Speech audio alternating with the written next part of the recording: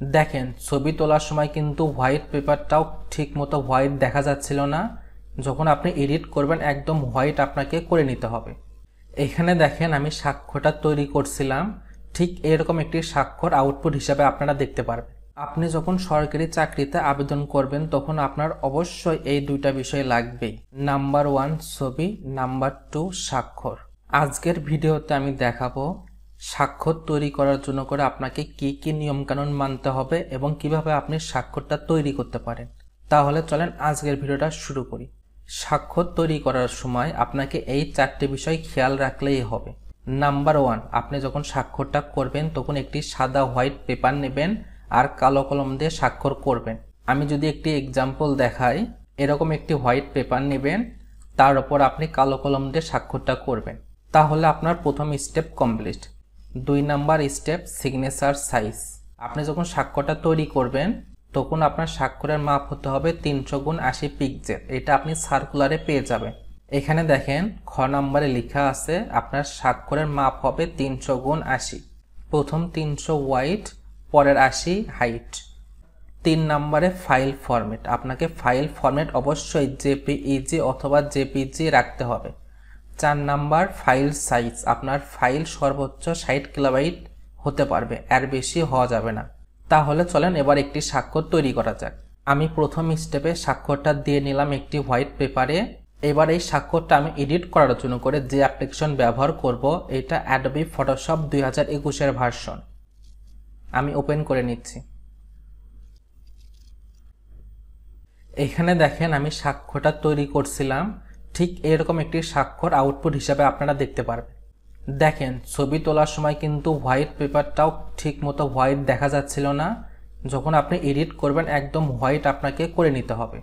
সর্বপ্রথম আমি এই ছবিটা অ্যাডোবি ফটোশপে নিয়ে যাব। এর জন্য করে মাউসের লেফট বাটন প্রেস করে ধরে থেকে এখানে এনে ছেড়ে দিব। এখানে দেখেন কপি লেখা আসবে, এখানে ছেড়ে দিবেন। ছবিটা আসলো। আমি ছবিটা এডিট করে নিচ্ছি। আমি ছবিটা ক্রপ করব, আপনারাও ছবিটা ক্রপ করে নেবেন, কারণ ছবির ব্যাকগ্রাউন্ডটা একদম হোয়াইট হতে হবে। তো আমি শুরুতে এই কাজগুলো করে নিই। ছবিটা আমি ক্রপ করলাম। ক্রপ করার জন্য করে দেখেন বাম পাশে টুলবার থেকে এই ক্রপ টুলটা নেবেন। আমি আবার দেখাচ্ছি। সর্বপ্রথম মুভ টুলে থাকবে, এখান থেকে আপনারা এই ক্রপ টুল সিলেক্ট করবেন।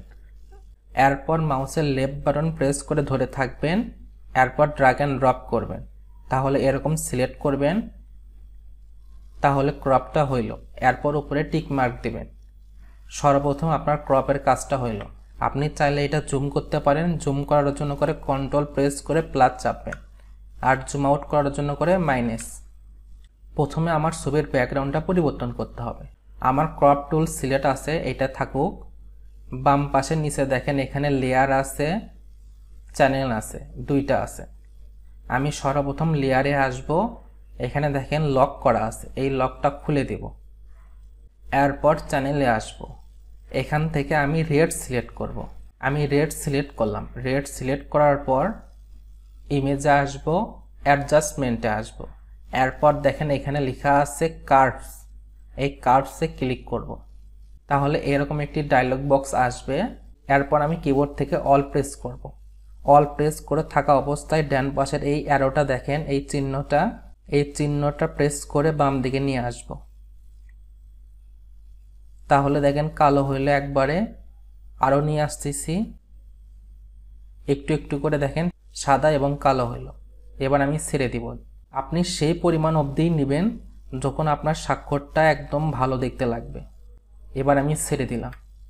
ঠিক এই কাজটা বাম পাশের যে অ্যারোটা আছে, এই চিহ্নটা এখানেও করবেন। আবার অল প্রেস করে ধরবেন, এই বাম পাশে অ্যারোটা ডান দিকে নিয়ে আসবেন। ঠিক এতখানি আসার পর ছেড়ে দেবেন। এবার ওকেতে ক্লিক করবেন। দেখেন ছবিটা কিন্তু তৈরি হচ্ছে। এবার আপনাকে নেক্সট যে স্টেপ করতে হবে, আপনি কন্ট্রোল প্রেস করে রেডে ক্লিক করবেন। এই 4 কোণে একটা বক্স আসবে, এখানে ক্লিক করবেন। এবার কন্ট্রোল শিফট আই প্রেস করবেন। Control shift I. এরপর আপনাকে লেয়ারে আসতে হবে। এই যে আপনার লেয়ার 0টা থাকবে, এটা চোখটা অফ করে দিবেন। এরপর এখানে দেখেন নিচে একটা গোল চিহ্ন আছে, ক্রিয়েট নিউ ফিল, এখানে ক্লিক করবেন। এখান থেকে সলিড কালার নেবেন, নেওয়ার পর আপনি ব্ল্যাক কালারটা সিলেক্ট করবেন, এবার ওকে করবেন। এবার আমি শুধুমাত্র ব্যাকগ্রাউন্ডে সাদা কালার দিলে আমার কাজটা কিন্তু কমপ্লিট। এবার শুধুমাত্র আমার ছবির সাইজটা নির্ধারণ করতে হবে 300x80। ইমেজের সাইজ নির্ধারণ করার জন্য করে আপনাকে আমি একটি শর্টকাট প্রসেস বলে দেই। ফাইলে আসবেন, নিউতে আসবেন, নতুন একটা পেজ ক্রিয়েট করবেন, এখানে পিক্সেলে রাখবেন, এখান থেকে হোয়াইট 300 রাখবেন, হাইট রাখবেন 80, 300x80 দিয়ে ক্রিয়েট করবেন। এই যে আর্টবোর্ডটা আসবে সেই আর্টবোর্ডে আপনি আগের সাক্ষ্যটা নিয়ে আসবেন, এখানে ক্লিক করে শুধুমাত্র ড্র্যাগ এন্ড ড্রপ করে এখানে নিয়ে আসবেন। আমি জুম আউট করতেছি, Ctrl+T প্রেস করব, এরপর ছোট করে নেব।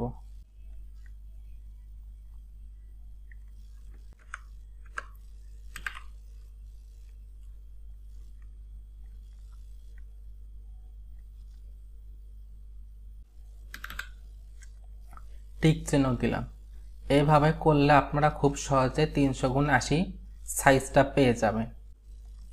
এবার ফাইলটা সেভ করতে হবে, ফাইলে আসবেন, এখান থেকে সেভে আসবেন, সেভ অন ইওর কম্পিউটারে ক্লিক করবেন। এখান থেকে পিএসডিটা ফাইল ফরম্যাট চেঞ্জ করে আপনাকে কিন্তু আমি ভিডিও শুরুতে বলছি জেপিজি রাখতে হবে। এখানে দেখেন জেপিজি, জেপিইজি দুইটাই আছে, এখানে সিলেক্ট করবেন। আর আপনি যে ফোল্ডারে ছবিটা রাখবেন সে ফোল্ডারটা সিলেক্ট করে দিবেন। আমি এই পার্সোনালের ভিতরে রাখতেছি, এখান থেকে আমি একটা নাম দিচ্ছি সিগনেচার, এরপর সেভ। এখানে দেখেন কোয়ালিটি লেখা আছে 8, এটা সর্বোচ্চ 12 অবধি যাবে। 12 পর্যন্ত গেলে আমার সাইজ হবে 28 কিলোবাইট, 8 পর্যন্ত রাখলে 24 কিলোবাইট। আমি এভারেজটা 8-ই রাখি। এবার ওকে দিচ্ছি, ফাইলটা সেভ হইল। এবার যদি ফাইলটা আমি দেখি, এই সিগনেচারের উপর মাউসের রাইট বাটন ক্লিক করবেন, এখান থেকে প্রপার্টিসে আসবেন, ডিটেলসে আসবেন, তাহলে দেখেন 300x80 সাইজ কিন্তু হয়ে গেল। এভাবে খুব সহজে আপনি সাক্ষ্যটা তৈরি করতে পারবেন। 300x80 পিক্সেল হইল, জেপিজি সিলেক্ট করলাম, আর 60 কিলোবাইটের নিচেও কিন্তু আমি রাখছি। দেখেন আমার ছবির সাইজটা কত, 16 কিলোবাইট। আর এটা জেপিজি কিনা এখানে দেখেন বোঝাই যাচ্ছে .jpg। এটা যদি আপনাদের শো না করে তাহলে ভিউতে ক্লিক করবেন, এখানে দেখেন লেখা আছে ফাইল নেম এক্সটেনশন, এটা যদি অফ থাকে তাহলে কিন্তু জেপিজি লেখাটা থাকবে না। আমি ভিউতে আসব, ফাইল নেম এক্সটেনশন এটা চালু করে দিলে .jpg আসবে। এইভাবে খুব সহজে আপনি সাক্ষ্যটা তৈরি করতে পারেন। আজকের ভিডিও এ পর্যন্তই রাখতেছি। ভিডিওটা ভালো লাগলে লাইক কমেন্ট এবং শেয়ার করতে কিন্তু ভুলবেন না। Thank you for watching this video.